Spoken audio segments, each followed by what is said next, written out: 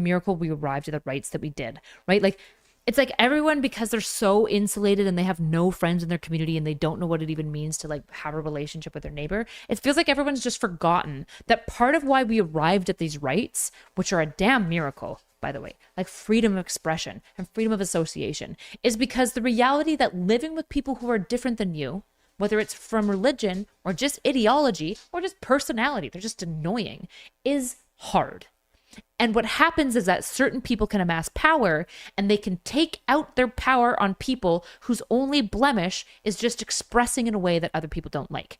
And part of the value and beauty of America is being annoyed at your neighbors and being annoyed at the Muslim people for worshiping in town square when you'd rather that they're not. But understanding that while you are annoyed that they're doing it, it's good that they can, because when your dumbass group wants to do like the fucking surprise dance corps in the middle of New York, you can too. Okay?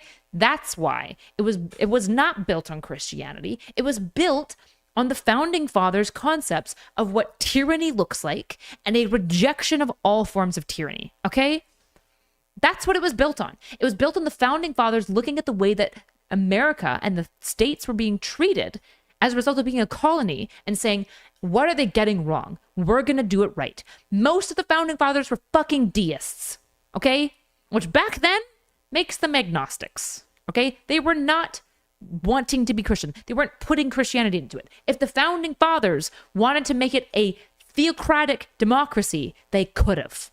They could have, and there probably would have been some political momentum for that. But they didn't.